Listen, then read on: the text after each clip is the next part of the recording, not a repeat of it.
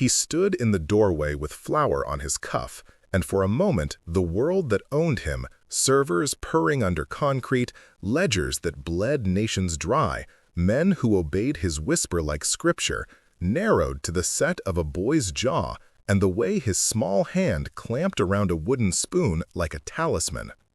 Marco looked at Luca with an unblinking curiosity that belonged to children who have not yet learned the arithmetic of fear. Elena's voice cut the silence like a blade. "Sir, that boy lives in my house." Wait, before the next revelation unfolds. If this story has already captured your heart, let us know where you're following from. To ensure you don't miss unexpected twists, emotional reconciliations, or new beginnings, subscribe and stay connected. Now, back to the story. The back room of Trattoria Rossi smelled like yeast and old oil, and the kind of tired hope that refuses to die. Light from a single bulb pooled over a table scarred by years of rolling dough. Against one wall, sacks of flour leaned like sleepy sentries.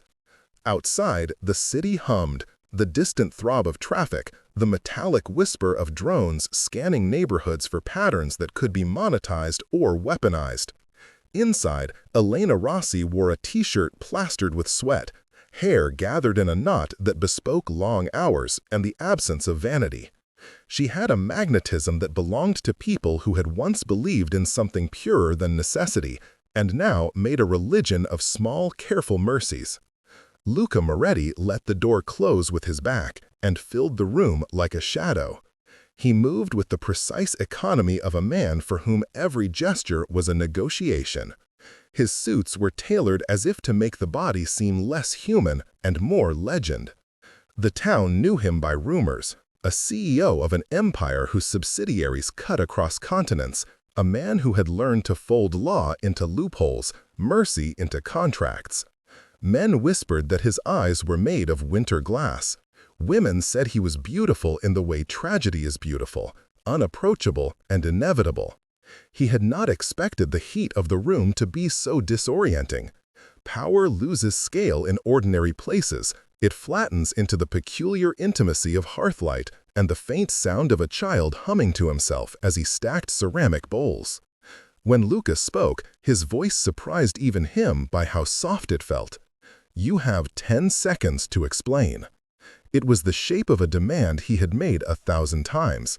Clear, unassailable, but there was an edge in it now, something newly personal, that made his stomach fold in a way he could not afford. Elena did not step back.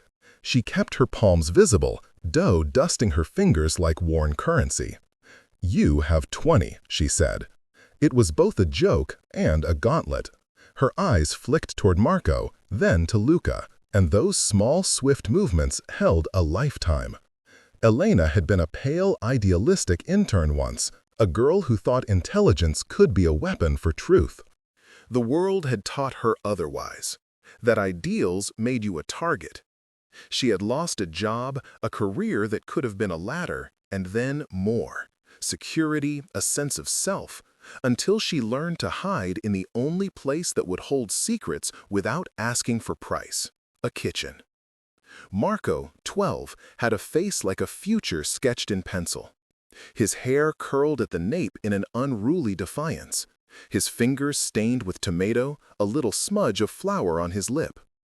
There was something dangerous in the way he watched Luca, not with fear, but with a bright, brittle curiosity, the kind that tells you the child is more accustomed to cracking codes than to breaking bread. He had taught himself to listen for the hummed tunes of servers beyond the city, to mimic keystrokes on scavenged keyboards, to read the invisible maps that adults tried to keep for themselves. If the world was a puzzle, Marco moved through it like a boy who had been given the wrong instruction manual and rewritten the rules. Luca's hands were empty. No guard, no briefcase, only the soft clack of the cufflinks as he folded his hands.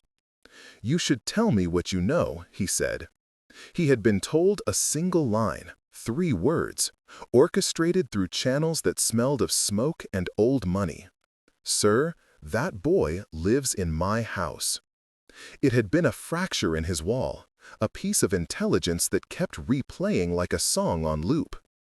The phrase had a punctuation he couldn't translate. It announced possession and denial at once. It made him imagine all the lost things he had never been able to reclaim. Elena let the silence stretch. Courage is sometimes the small, stubborn valve of a heartbeat. "He lives in my house because I took him when the city stopped looking," she said. Her words were blunt, trained into the rhythm of someone who negotiates safety in syllables. "Because he has someone's ledger. Because I could feed him and keep him from being sold to men with more teeth than mercy." Luca felt the word ledger as if it were a hand on his chest. He had faculties built for numbers and names. Ledgers were his currency. He had built, cement and wire and code, mechanisms that rendered behavior into lines of data you could buy, sell, or erase. The thought of some child holding a fragment of those mechanisms, names and dates and transactions that could topple houses, was both an affront and an invitation. His steel tightened. "Who taught him?" Luca asked, quiet now, genuinely curious. He did not want tradecraft. He wanted the person who had raised a weapon and disguised it as a child. "Elena," Marco said, without looking up, as if the courage to name herself had been borrowed from the warmth at her hip. "And YouTube," he added, with a cheeky, brittle pride that made Luca feel unaccountably old. There was a small clacking sound as he arranged something on the table, a set of improvised chips made from an old router and spare flash drives, like a child building toy soldiers out of war materials. Wonder and fear braided in Luca's chest. That little nest of scavenged tech was both laughable and lethal. "You were an intern," Luca said to Elena, the accusation unadorned. "You worked for my legal team." Elena's jaw tightened. She had been younger then, full of wonder and fear braided in Luca's chest. That little nest of scavenged tech was both laughable and lethal. "You were an intern," Luca said to Elena, the accusation unadorned. "You worked for my legal team." Elena's jaw tightened. She had been younger then, full of righteous indignation and loyalty to systems she believed could bend to justice if only given the right leverage. She had seen the cracks in his machinations early, contracts written in ink that was smoke, numbers that existed only to justify violence. She had argued once in a conference room that now smelled like antiseptic, and had paid a price he had meant as a lesson. "I worked for the man who taught me how they hide the bodies of evidence," she said. The language between them shifted, the professional becoming personal by the dint of shared history. Her eyes did not plead, they measured something else. "I took Marco because the ledger had names my life could not afford.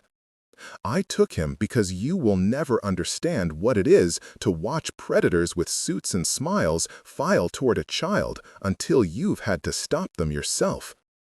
Luca remembered his brother then, a backlit photograph in his mind that he kept in a wallet he never opened.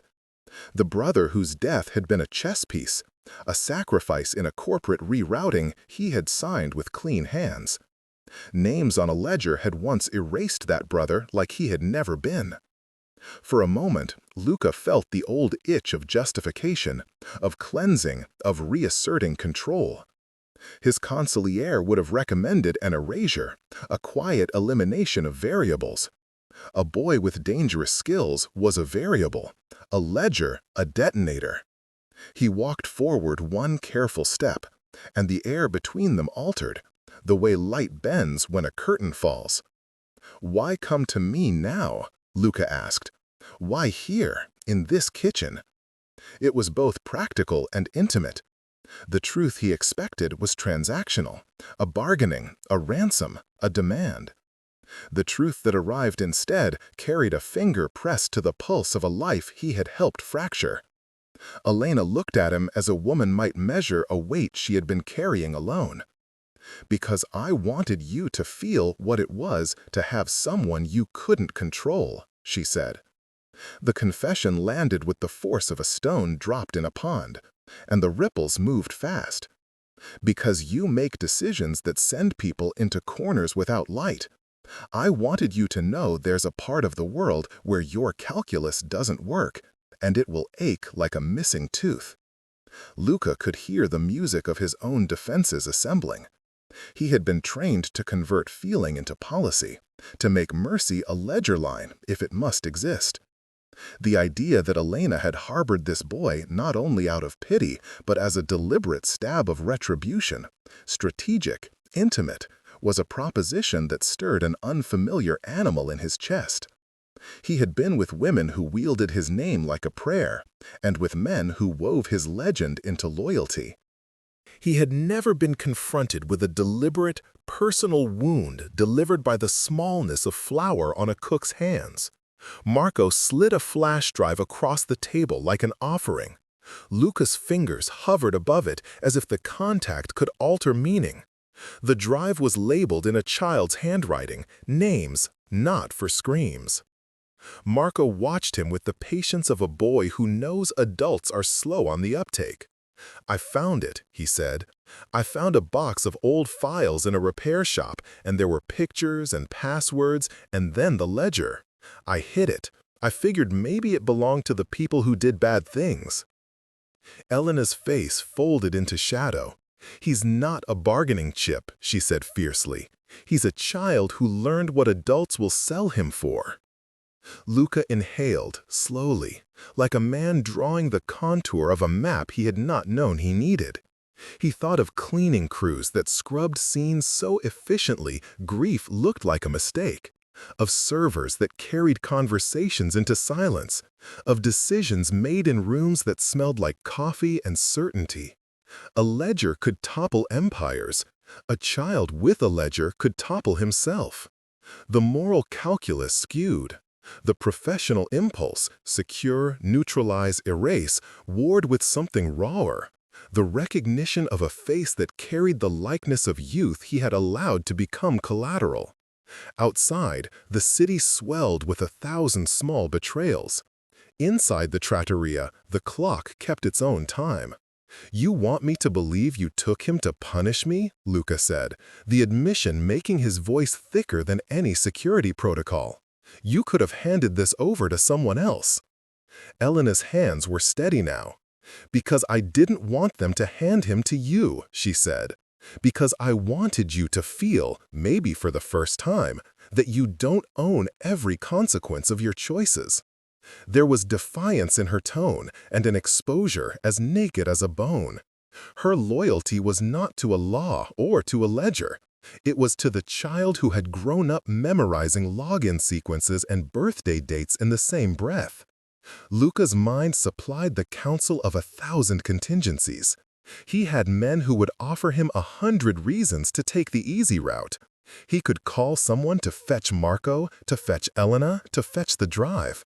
He could crush the trattoria's utilities until the ovens cooled and the flour turned to dust. He could do what he had always done. Make a clean cut, remove uncertainty, restore order. Instead, he did nothing for a long, unbearable second. The room held its breath with him. He tasted the possibility of a life that tasted of bread and not of power, and in that taste was a soft, terrifying ache.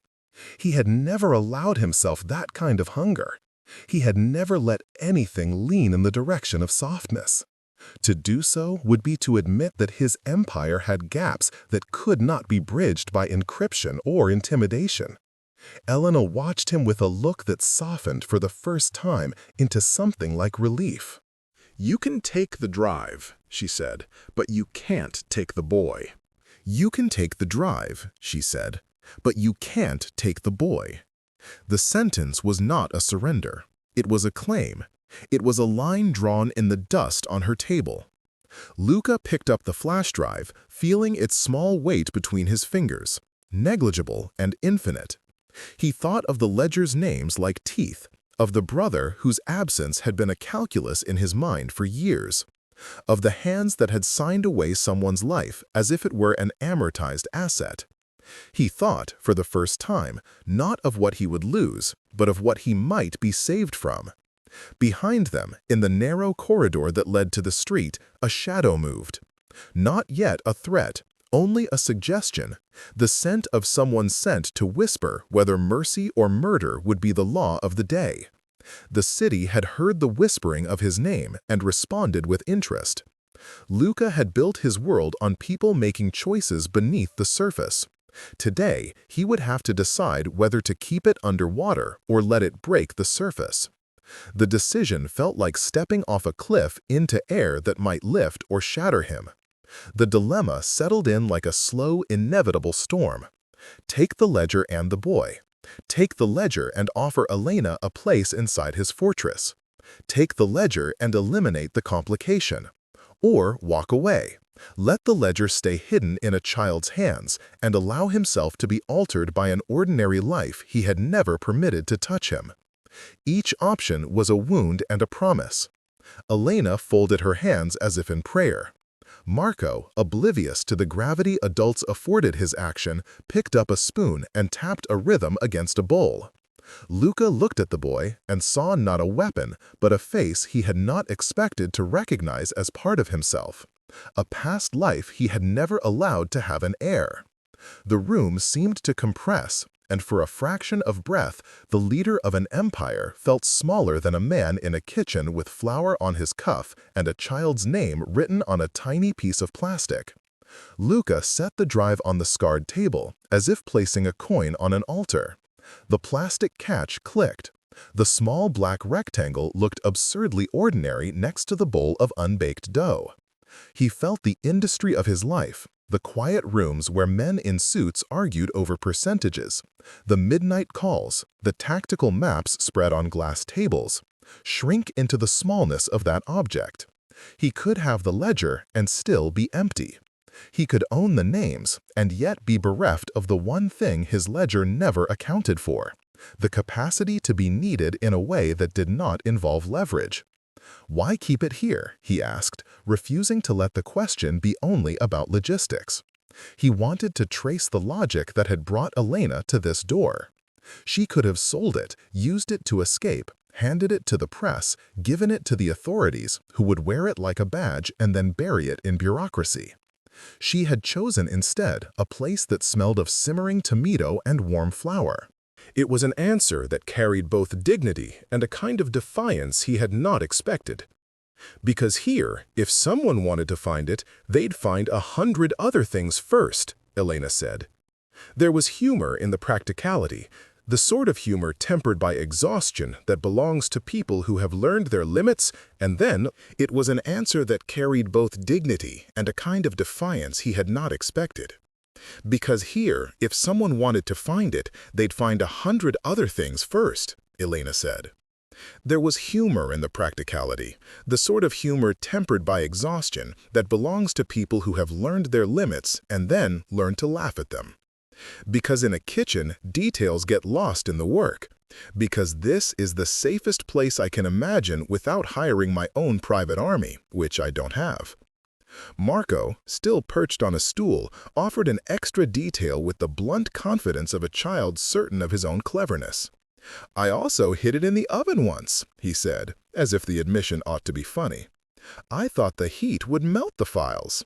Turns out it was only the garlic bread that exploded. He laughed at his own joke, and his sound was like a pebble dropped into the quiet of Luca's composure. It broke something tidy in him. Luca imagined the ledger, names that might include ministers, hedge fund chieftains, the sort of legal counsel who could make framed degrees act as curtains to conceal murder. He imagined old allies and current enemies whose fortunes could be rewritten with a single exposed page.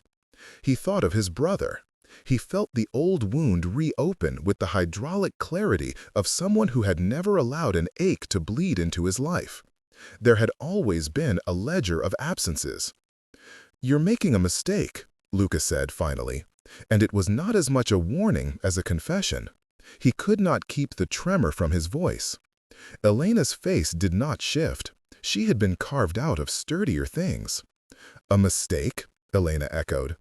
"Maybe, Or maybe I'm the one who finally learned to make them. There was triumph in the sentence that both infuriated and fascinated him. She had been at the mercy of systems once. Now she wielded a moral logic that belonged to a different grammar. You built your world on hidden ledgers. I built mine on hiding someone from them. You could be killed for this, Luca said, the sentence impossible to avoid. It was practical and paternal at once. His protective instincts were not purely sinister. They had acted as armor against getting too close to anything fragile. He had always assumed the world owed him a certain immunity because he paid for it.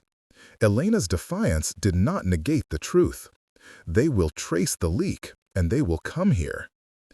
They'll come whether or not I hand the drive to you, Elena said. She folded her arms, flower trailing like a constellation across her forearm. If it's in the city, someone will sniff it. If it's gone completely, then the names vanish. If you take it, I sleep knowing you'll at least have the means to stop everything if you choose. If you don't, she let the sentence hang like a rain cloud. If you don't, I protect him, even if it means keeping us in this kitchen forever. Luca heard the implied challenge. Either he accepted that he could be accountable to something other than empire, or he would prove the point Elena had made about him, that he preferred the comfort of control to the mess of moral choice. He felt the old gears turn, the council of men who would advise eradication. Capture, eliminate, bury evidence, take the ledger, install a new fear. He felt also like a foreign body settling into bone, a pulse of something else, compassion, or at least curiosity. Who else knows? He asked. It was a measured, forensic question. Elena's mouth tightened. The answer mattered. Just me, Marco, and the one mechanic who fixed the router, she said. He's dead now, fell from scaffolding last month. Accidents happen. She said the last sentence as if it were a verdict. Luca had never doubted that accidents were a currency in his world. Men who worked for him and against him learned to accept sudden winds of fate. Elena's words were a small, personal indictment. What did Marco discover exactly? Luca pressed. He needed details, dates, file types, names, any breadcrumb that would tell him how to sandbox the threat. It was the language of his life. Triage, classification, containment. Marco leaned forward then, eyes bright and unnervingly adult for his small frame. He explained with a child's economy, trimming technicalities into a blunt narrative. He'd been scavenging an old repair market 2 boroughs over when he'd found an old casing with a gutted drive. Inside, a sparse folder with scanned paper ledgers. Someone had digitized old receipts and names and left them unguarded. He had spent nights teaching himself to read the formats, teaching himself to parse. "You didn't go to the press?" Luca asked. Marco shrugged. "Why would I? They'd sell us the story like it's a pie. I wanted it to be useful." His tone was practical. "I wanted—" He stopped, small fissures of embarrassment showing. "I wanted—" He stopped. "Someone to fix it." That simple, naked admission lodged in Luca like a splinter. Fix it. How he yearned to be called for repair, to be the man who could assemble the fragments of a broken life. It was not wholly a noble urge. Some of it was possessive, the old hunger to be indispensable. But there was also, beneath the predatory calculus, an ache he'd never named, the desire to be needed because of tenderness, not terror. "You're asking me to be kind?" he said, the humor brittle. "I'm not asking," Elena corrected. "I'm telling." There was a ferocity in her voice that had softened into something like the clarity of a person who had stopped apologizing for survival. "We keep the boy. You take the drive. You patch what you must. Or you don't, and we live in fear until someone else finds it." Her gaze held him, steady as a blade. Luca considered the practicalities. He could bring in one of his teams, discreet, ruthless professionals who could extract the files, identify the names, and determine the threat matrix. He could then neutralize any names that posed an existential risk, bribe, coerce, or cut them out. He could do it and then, most likely, claim gratitude or fear or both. What he could not quantify was the cost, what it would do to Elena and Marco, who would inevitably be inside his orbit afterward. Protected, watched, and perhaps compensated, which in his language would often equal ownership. "You know why I destroyed certain ledgers once," Luca said aloud, an odd confession. He had erased evidence that implicated him and his circle, using legalistic smoke and plausible deniability until it looked like a housekeeping error. It had saved his life in a way. It had sanctified the Empire's continuity. There are names in that kind of file that, if placed in the wrong hands, will make my life unworkable. "We didn't do it to you," Elena said. "We did it because people like us, people with nothing but the things they can make with their own hands, have to keep each other alive." She unfolded a small photograph from the pocket of her apron and set it on the table without looking away. It was a picture of a much younger Elena, hair untamed, standing beside a boy with a missing front tooth. Luca recognized the curve of the jaw. It could have belonged to any child, but in that photograph something intimate flickered. Elena didn't need to say more. Luca's phone buzzed then, subtle, clinical. He ignored it. His men would be calling, and their voices would be a chorus of solutions he had trained himself to accept. There was the temptation to reach for the call and orchestrate the removal of all threats, like a director ensuring his set remains pristine. But the image on the table fixed him. Here was a woman who had made a life by refusing to be erased, and a boy who had learned to rearrange the debris left by adults. "What would you accept?" he asked suddenly. His voice had lost some of its ceremonial chill. It had become a negotiating tool not for power, but for human terms. Elena's mouth worked for a second. She had not expected to bargain with feeling. "We want safety, not gold," she said finally. "We want to be left alone. You patch the ledger quietly, no public cleansing, no retribution theater. You erase the file from servers you own. You buy the physical copy's anonymity in archives, and you do it in a way that doesn't flag the names to anyone else. In return, Marco stays here. I stay here. No one touches us." "And if I don't?" Luca asked, though the word "if" sounded like pretense. He already felt the gravitational pull. The world outside would insist on calculus. The kitchen insisted on a different currency. "Then this kitchen becomes a war zone," Elena said flatly. "Because if it's a world of ledgers and names, someone will use it. It will be a magnet. You can take it and make it your problem, or leave it and have others make it theirs. But we won't hand the boy to new predators." Her fingers traced a small pattern in the dust on the table. "You know we won't. You know we won't." Luca felt the circle close. His instincts for control, the lure of the ledger, and the unfamiliar pull of a life that might include saving a child rather than destroying an asset. He also felt the advice of his inner circle, the cold calculus of an organization built to silence variables. There was no elegant solution, only ugly trade-offs and the promise that any choice would leave him altered. "Give me 24 hours," he said at last. The words were both a command and a concession. 24 hours meant he could marshal resources, run checks, test the ledger's provenance. It meant he could stage an operation that preserved both his facade and, perhaps, Elena's demand.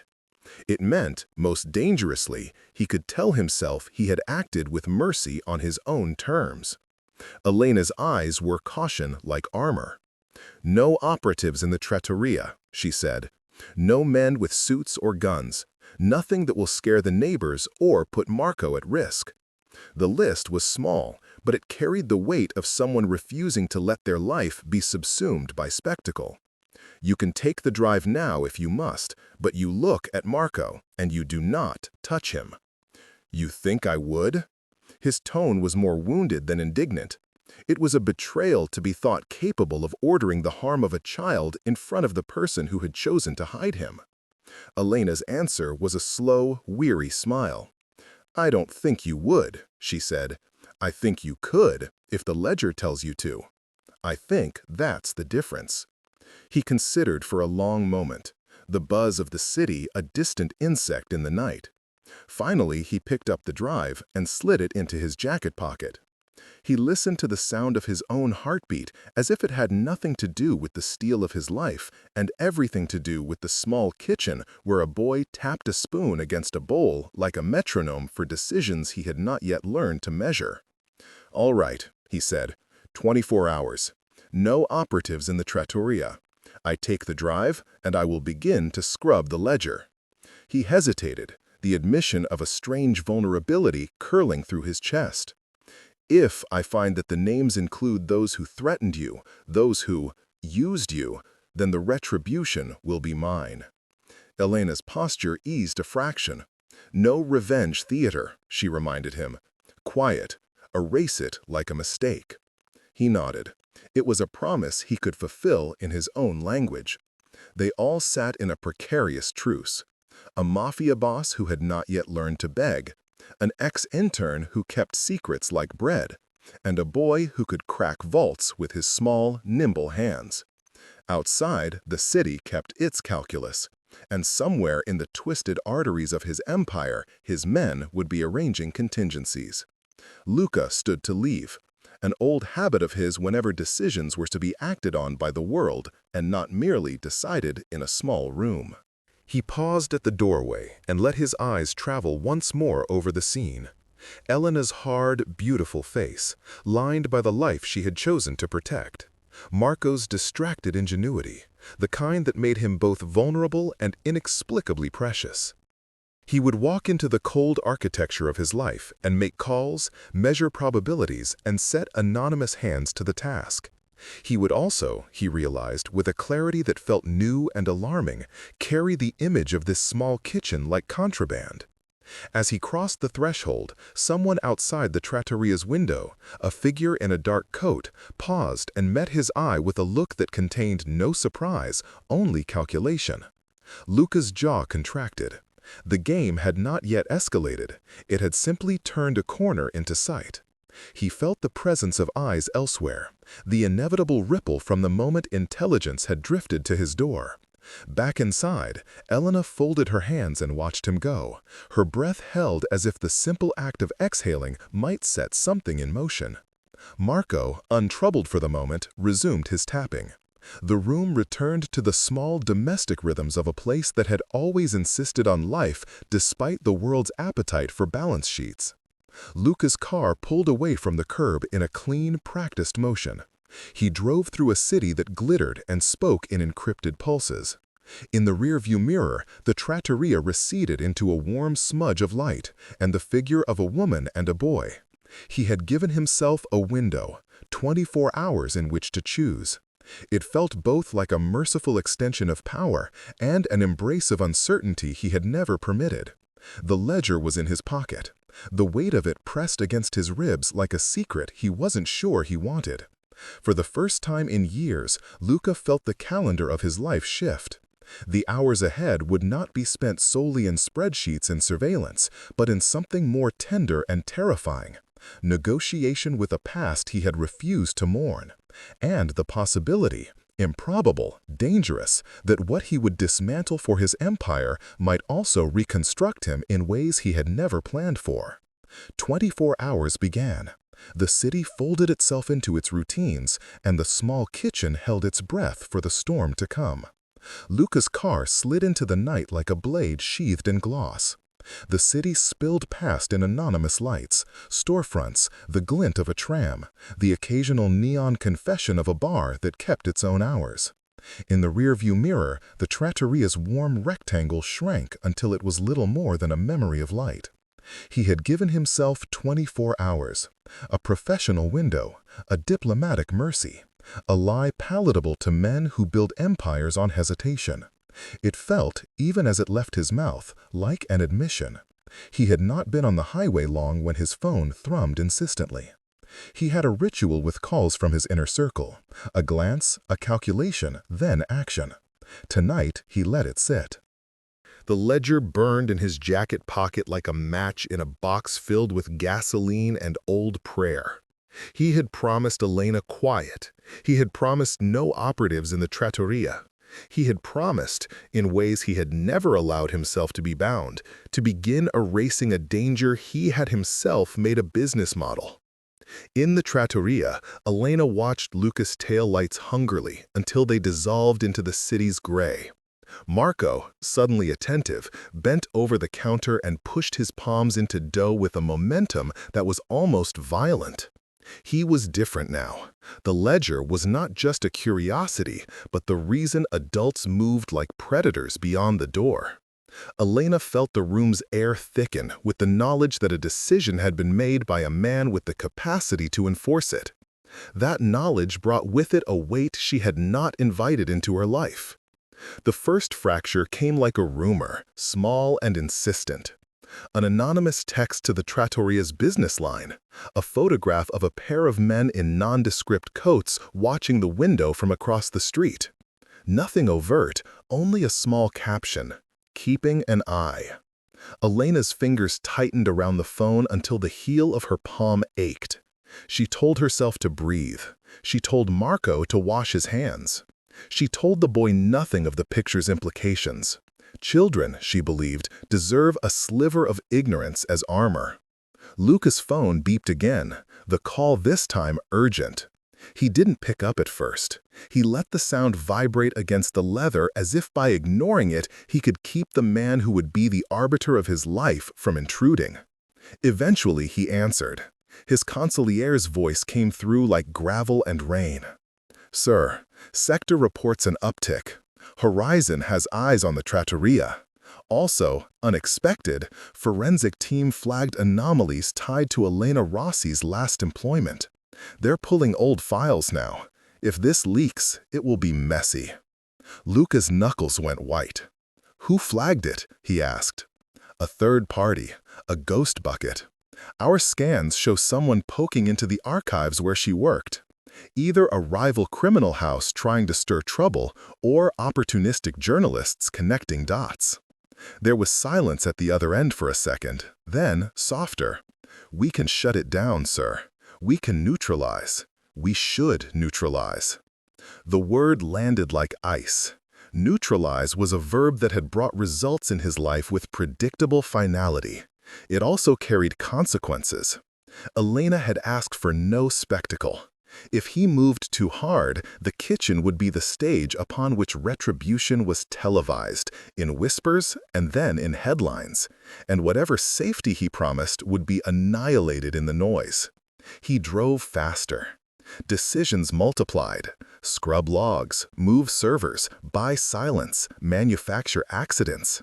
Then, like the slow, almost tender ache of a wound reopened, there was a possibility he had not counted on. That the ledger included not just names, but threads that led directly to things he had ordered and buried. There are buried things that remain inert until someone small and clever finds the right key. Back at the trattoria, Elena's eyes never left the door. She cataloged incoming sounds like someone listening for the shape of footsteps. When the same two men from the photograph returned that evening and lingered across the street, she felt the animal in her body go taut. She called them away with polite brusqueness and a smile that could have been mistaken for the tired friendliness of a business owner. The men took the batter for what it was. They pretended to be men who liked the smell of good sauce. They left with nothing. The fact that they had been there at all was a message. Midnight arrived with a different kind of knock. A polite browser from a local news website, anonymous messages, and the sudden appearance of a comment thread that referenced Elena's name and the trattoria. Someone had begun to stitch a narrative. The girl from his legal team, the missing intern, the woman who kept secrets. The public doesn't need proof, it needs a direction. The traffic of speculation does the rest. The next morning, the world they'd been trying to keep out arrived at the door in the body of a sleek black car and a man who introduced himself as an archivist from a digital magazine. He had credentials, or forgers good enough to pass pale security checks. He asked questions that were too pointed, his eyes skimming the ledger of food costs like a man practicing his lines before a performance. Elena answered with the flatness of rehearsed steel. Marco hid behind the fridge, holding his breath as if silence could shield him. When the archivist asked how long she'd been at the company that had employed her before, Elena gave the years. She left out the episode when she had been fired after an internal argument about a document she'd flagged. She left out the night the mechanic had fallen from scaffolding. But omission has a cost. A week later, the rebuilt archive, a set of scattered old posts republished by a hungry blog, made Elena's old name and the phrase whistleblower public. It framed her as a disgruntled insider, an unpredictable variable. Luca, watching an assembled feed of the same republished thread in one of his war rooms, felt the world tilt. Someone, or multiple someones, had decided to press. Men in other houses would smell blood. His operations team, a constellation of analysts and enforcers, made recommendations that read like medical reports for a dying patient. Secure property, remove the threat, restore optics. He realized then that someone had moved faster than the patience he had afforded himself. A rival house, or a syndicate of journalists and hackers, could have seeded the story, knowing the way his machinery would react. Make him move, and he would reveal himself. Make him care for the ledger, and he would make enemies of men who worshipped the old codes. He called Elena with the practiced detachment of a man making operational queries. Her voice came through grown and raw. "They've painted me as a story," she said. "They're republishing my old posts. They dug up the scaffolding accident. The mechanic was clumsy now. All of it makes me look unstable." "You want me to stop it?" Luca said. "No," she answered. "You promised quiet. I want you to keep it quiet. But I don't want defenders who visit at night. I don't want men who make me sleep with the light on." There was fatigue in her voice that made Luca want to be better and made him simultaneously furious that someone had put her where she was. He arranged to neutralize the archival thread offline, to purchase silence with a currency that smelled of legal threats and blank checks. The operation moved like well-oiled machinery. Lawyers dispatched veiled takedown notices, payoffs delivered in ways that left no fingerprints. Old friends with too long a memory buried their posts. It bought time. Time, he knew, was not always a friend. It sometimes allowed storms to swell. But time revealed more. The mechanic's death was no accident. Forensic entries Luca had his men pull surfaced with small anomalies. A top-level fail in the scaffold's maintenance logs. A supplier whose insurance had been paid by a front company tracing back to a name Luca recognized. The threads frayed in patterns that suggested an origin. Luca read them like a wound map. Every touch on the ledger had the possibility of pointing back to him, and every person Elena had trusted might have been the reason she had been hurt.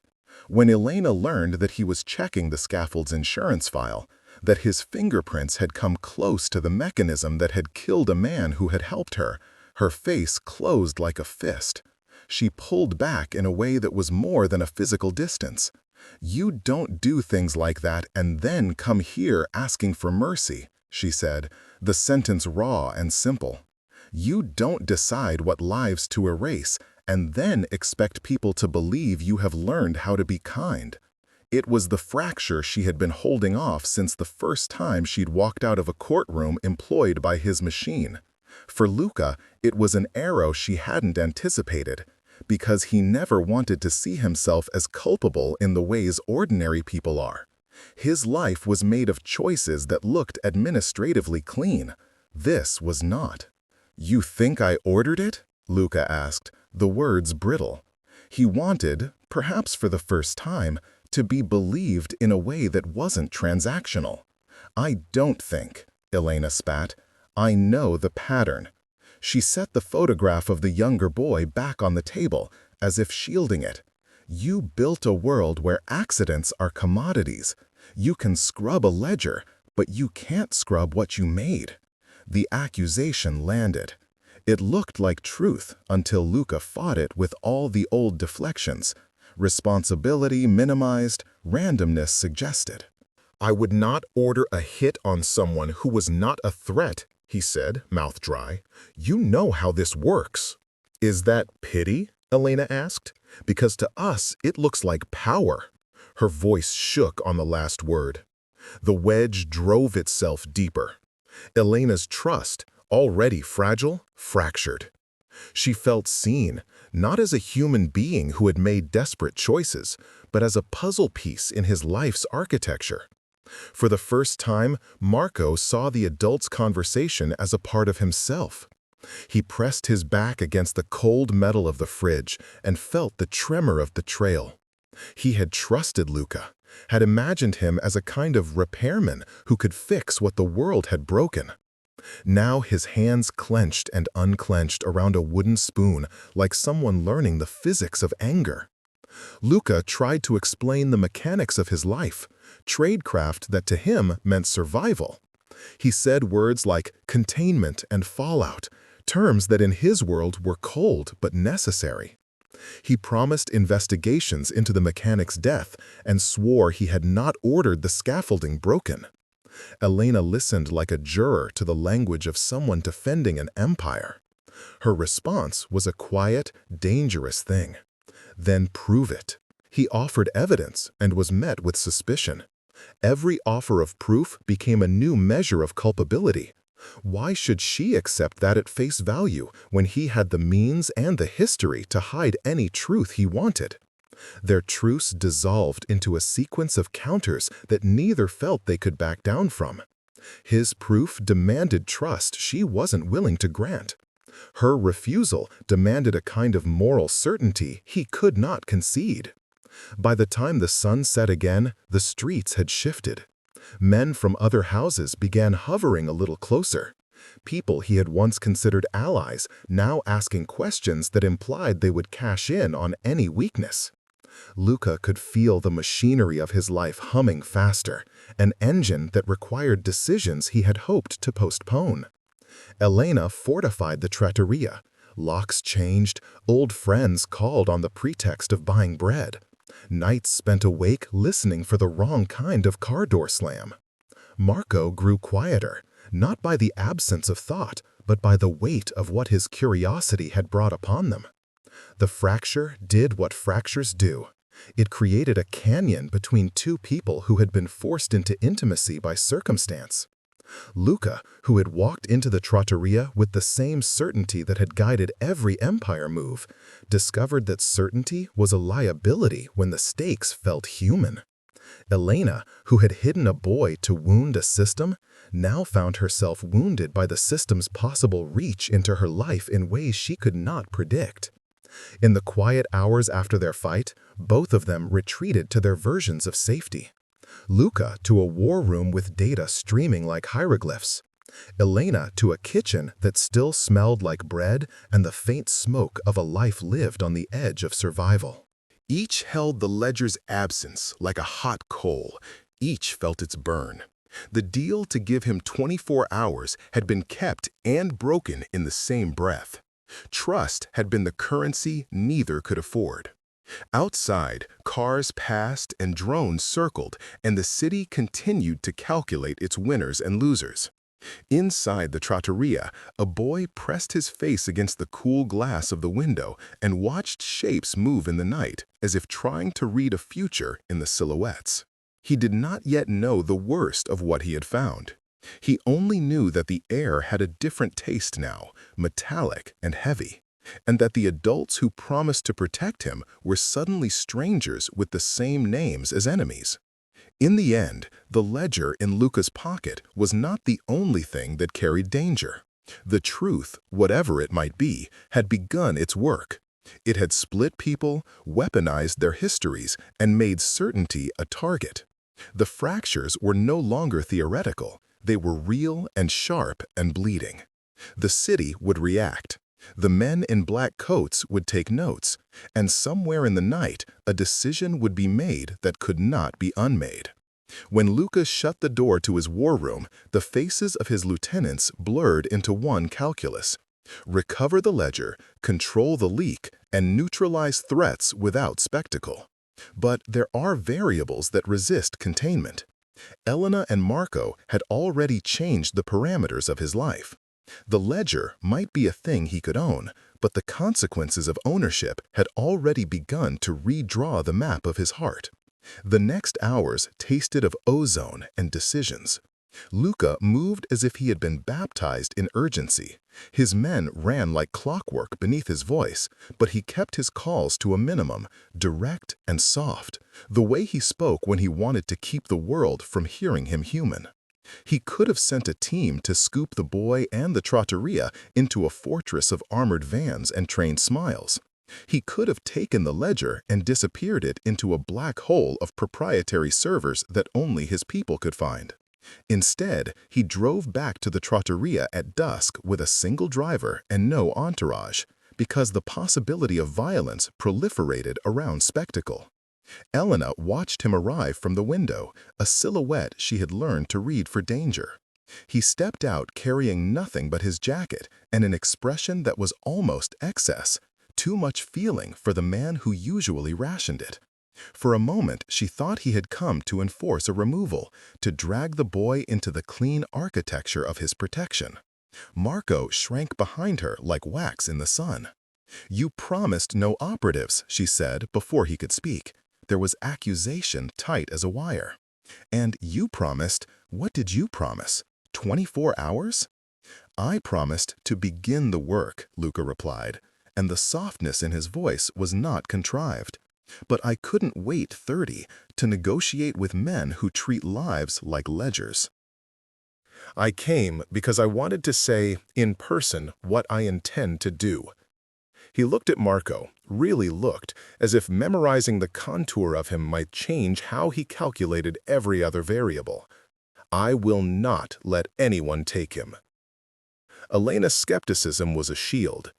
"You don't get to do both things, save the ledger and save us, without showing the rest of the world there is a different way."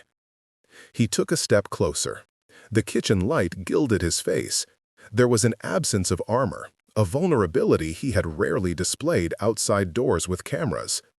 "Then I will do something worse than show it," he said. "I will give something away." "What?" The question came from Elena like a knife and a plea braided together. "My leverage." Luca's jaw tightened as if the words themselves cost him. "I will make one of my companies public. I will dismantle the smallest network that benefits from buried names. Shutter a node of the system that turns suffering into net profit. It will hurt my margins. It will make some of my people angry. It will also create a space of plausible deniability around you. People will be looking for new enemies. I can make them look elsewhere." Elena's laugh was sharp, disbelieving. "You will sacrifice a company? That's chess, not repentance." "It's a start." He swallowed hard. "I can do it quietly. Enough money lost on paper, enough severance to pay for silence in some quarters.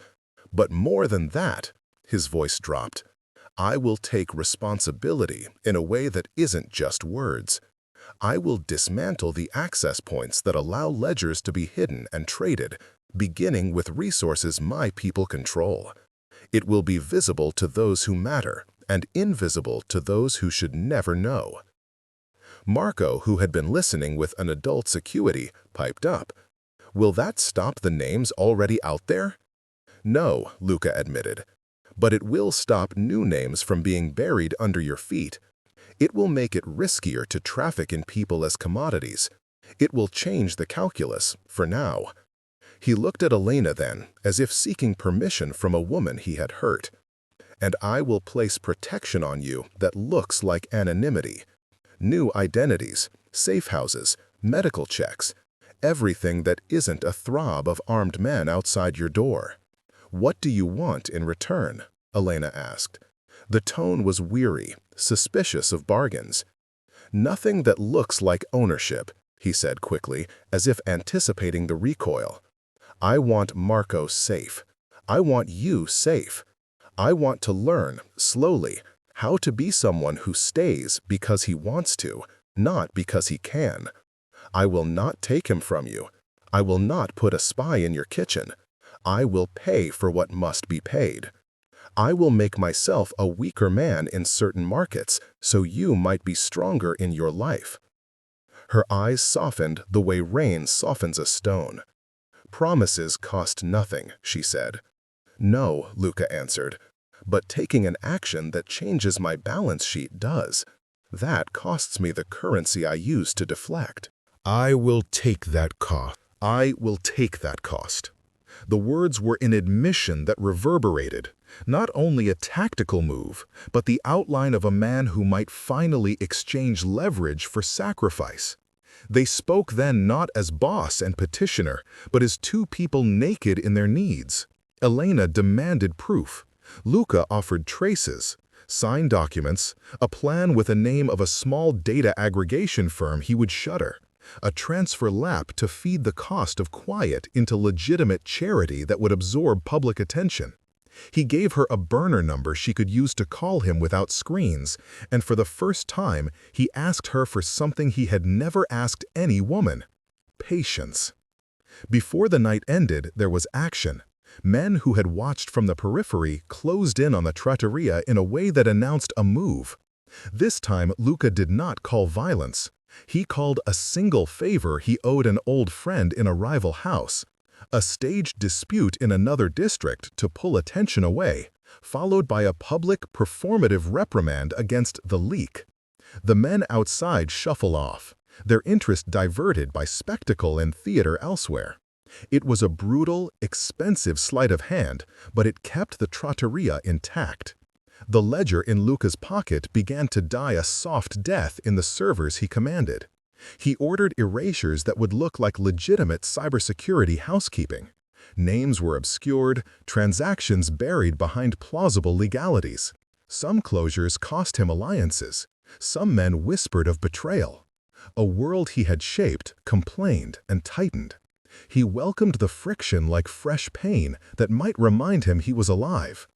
In the small hours when the city settled and only the smell of rising dough kept the room from total darkness, Marco crawled into Luca's lap as any child might into the lap of an unknown protector. Elena watched them, her face an unfinished map. Luca felt the weight of the boy's small body as if it were a new geometry, something that reoriented the lines of his life. "You can leave," he said quietly. "I can put you somewhere with new names and new papers. You can be safe away from all this. I can pay. I can buy a life." "No," Elena answered without hesitation. "This is my house. This is his life. If you leave, you will forever be the man who pays for safety but never sit at the table." Luca considered the offer of rootedness and felt fear and longing coil together. He could have made the safe choice, build walls, install alarms, tuck them into an invisible castle. Instead, he slid off the stool and took Elena's hands in his, flour and callus staining his fingers. "I will sit at the table." It was a line that would have sounded foreign in the mouth of Luca Moretti a year ago. "I will break bread here. I will learn to be small with you." He watched her eyes for a reaction, the smallest crack in the armor. "But know this, my enemies will notice. You will see consequences from my enemies and some of my old friends. I cannot erase that." "I can only choose it." Elena's breath came in a long tremor that might have been a laugh if the world were kinder. Marco curled into the crook of Luca's arm and fell asleep as if trust were a blanket. Luca sat there with them under the lamp, and for the first time, the calculus.